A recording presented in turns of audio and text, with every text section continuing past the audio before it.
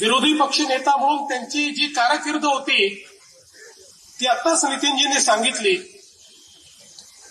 मुख्यमंत्री म्हणून मला बाहेरून पाहायला मिळालं, मंत्री म्हणून बाहेरून पाहायला मिळालं, कारण त्यावेळेस मी महापौर होतो. मी काही सभागृहात नव्हतो. 99ला मी सभागृहात आलो, ते विरोधी पक्ष नेते झाले.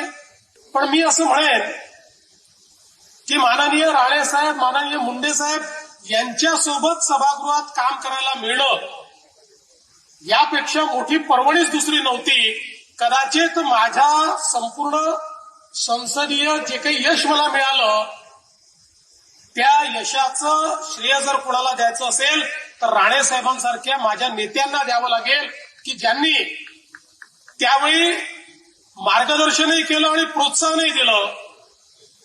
विशेषतः त्यांची आणि माझी आवड एक होती आणि ती म्हणजे अर्थसंकल्प. अर्थसंकल्पावर राणेसाहेब ज्यावेळी भाषण करायचे कुठला तरी अर्थतज्ञ हा त्या ठिकाणी बोलतोय असा भास व्हायचा आणि अक्षरशः आकड्यांची चिरफाड करत ज्यावेळी राणेसाहेब आपलं पूर्ण भाषण करायचे संपूर्ण सभागृह स्तब्ध असायचं आणि अर्थमंत्री चिंतेत असायचे की आता राणेसाहेबांना उत्तर काय द्यायचं.